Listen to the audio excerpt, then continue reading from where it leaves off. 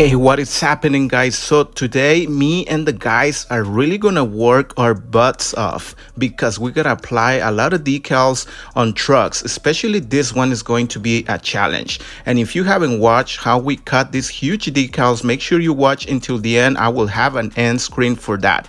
We will also reveal how much we charge for this project because you won't believe how much money we make from this project. So make sure you stay until the end and stay tuned for that too. So the very first challenge was to remove some old adhesive from previous decals, and Nacho was using the goof off that we always use, which is an adhesive remover, and we just apply some of it. And after that, we apply some rapid tack to remove the adhesive from the surface before we apply the huge decals. And now we're using the small magnets to reposition our decals. All right, so Saul is taking the measurements. We're gonna start with the big one on the top.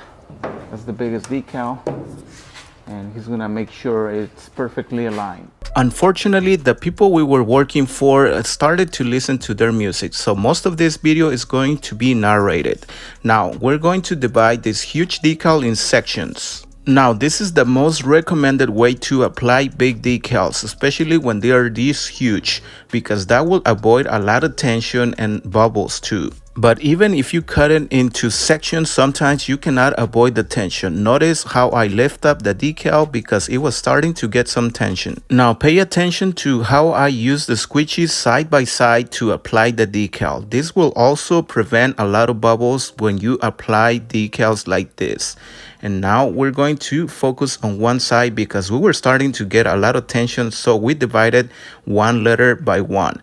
So if something like this happened to you, make sure you just cut it into sections so that way you don't have to worry about the tension. Now, most people, especially the ones that are just getting started on this business, will think that this is the hardest decals, but you'll be surprised. These are actually the easiest one.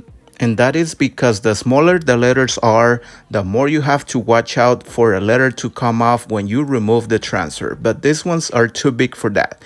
So now it is time to remove the transfer, and we use the paper transfer. Look at how smooth it comes off. However, we don't get tired of saying this. It don't matter what kind of transfer you're using or how big or small the letters are, or if it's hot or cold weather. It doesn't matter. Always be careful. By the way, guys, if you're liking this video, make sure you hit the like and also subscribe for more amazing content. Now, since we were starting to get some tension, Saul decided to apply some rapid tack, so that way we don't have to worry about the tension or the decal wrinkling. But however, sometimes this can leave some small bubbles and also will make you wait a little bit more before you remove the transfer, but it is very safe too. So if you are using Oracle 651, you don't have to worry about applying any wet solution. But lucky for us, that day was around 70 degrees Fahrenheit, so we didn't have to wait too much before removing the transfer. But if you're working on a cooler day, just be aware that you might have to wait a little longer. That is why we recommend that you always have rapid tack on your tool kit, because one of these days will save the day for you, trust me. However, sometimes it might seem like a bad idea applying too much, but trust me, you will get through it and it will be completely safe. You don't believe me? Well, let me show you. Now, notice how it looks like I'm struggling removing the transfer, but I'm using the squeegee to pull as much of that solution to the side so that way it doesn't leave many bubbles. And look at how smooth and nice it looks. So no problem. You can use as much as you want. Just keep in mind it might take longer to remove the transfer. And now we're gonna work on the middle decal, and we're gonna reposition and use our small magnets to hold it. That is why we also recommend that you have these small magnets on your tool kit. All the links will be below on the first comment or in the description of this video. And now we're gonna divide this into two sections, and then we're gonna use the rapid tack as we did on the upper decal. And we're going to apply a little bit, not too much, because we struggle in the first decal. So this time we're gonna go easy on it. Plus the weather was not so bad, so that kind of helped too.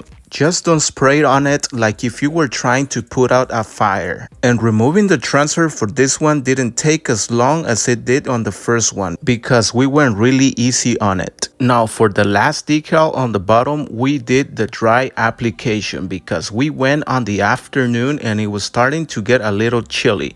So we decided to divide it into sections and apply it dry. Now I want you to notice that we are using a small amount of the blue tape, and that is because we have the magnets on the other side. That is the purpose of having those very small magnets, because it will save you a lot of money in the long run. That is why we have those magnets with us all the time, to save money. Now it is time to do the most difficult section of the truck, the front side, and the guys had to climb up to do that application there because they are smaller than me and I am, well, let's just say I am fluffy. Just kidding. Pretty much we did the same process as we did on the side decals, but we were in a more uncomfortable position. Well, the guys were, not me. But this section was much faster because the decal wasn't as big as the bigger decals on the side. And it was starting to get darker and cooler. But we were in a garage, so it wasn't so bad. Now, me and the guys thought that we got to the worst, but actually, well, we were just getting started. And if I'm laughing, it's because the windshield turned out to be more painful than the upper section. Just watch. Now, we have worked with windshields before, but this one was more challenging. But it was still doable, just we struggle a little bit more because we have to stretch too much. And it was kind of uncomfortable, but we got through it by the end of the day. And just a side note, I don't recommend that you use any wet solution or rapid tag when applying decals on windshield, because windshield does not retain heat as much as metal does. So it might take longer to remove the decal.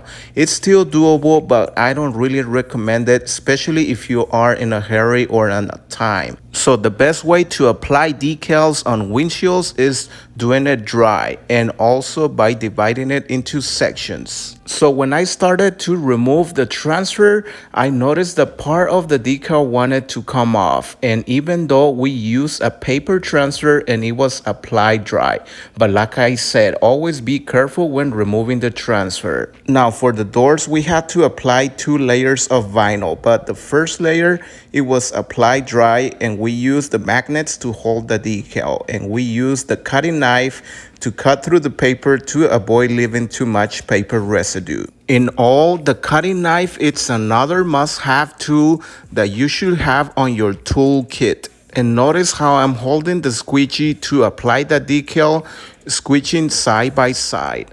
By then, we were almost finished with the first truck, which was the biggest one, but we still have to apply some decals on other trucks.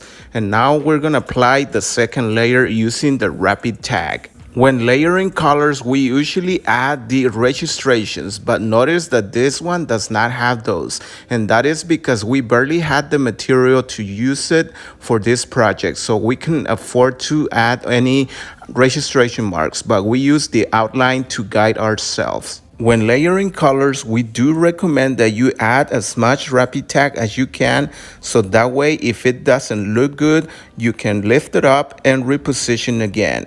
But that's not needed because I think we did a pretty good job. Now it is time to remove the transfer, and again, remove it carefully because this one was applied with rapid tag. And after a few hours, we were finally finished with the first truck, and it was a challenge, not because it was difficult, but because it has a lot of decals to apply on the windshields and everywhere. Now it is time to do those too. But unfortunately, I could not record those because my battery was running out, so I had to charge my phone, and I managed to film the last truck. We did the windshield on this one. I also couldn't show you the other trucks because it was too dark.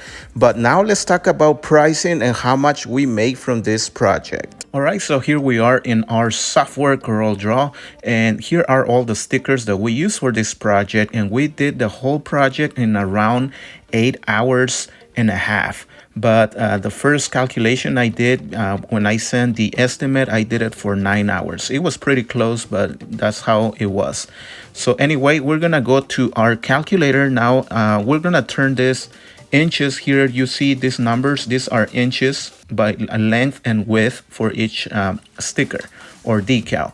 So we're gonna use our free calculator in our website to turn inches into square footage. So if you don't know how to do it, here's a free calculator you can use. So we're gonna add, let's see, on the software there's 1, 2, 3, 4, 5, 6, 7. So we're gonna add 7 dimensions. So we're gonna add the width and length of each one. So this one is 101 by 15, so 101 and 15. Now we're gonna do the same with the other ones. All right, so now I have all the dimensions and length and width. You can see all the inches, and now we're gonna click on calculate square footage, and now it tells me that we use 91.32 square footage. So now that we know that information, we're gonna log into our calculator and use the Decal calculator. So it was 91.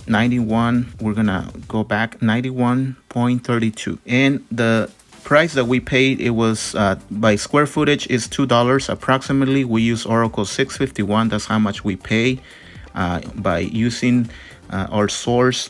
And now our labor, we pay ourselves 120 per hour. We're on the professional level.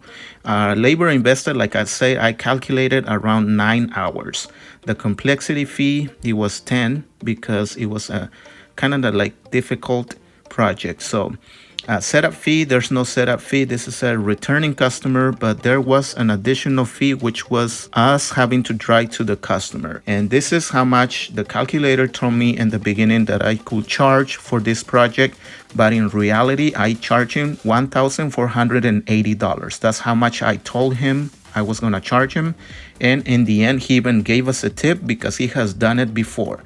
So we knew he was gonna be a good customer and he was gonna be okay with the price. So he paid the price, plus he gave us a $150 tip. So this is it, how much we made. So we made over $1,600 for this project. So if you want to use this calculator, don't forget that you can use it by joining the RDI Gold membership or the premium membership. We really appreciate you guys. So thank you guys. Hopefully you like this video. Make sure you hit the like and subscribe. We'll see you on the next episode.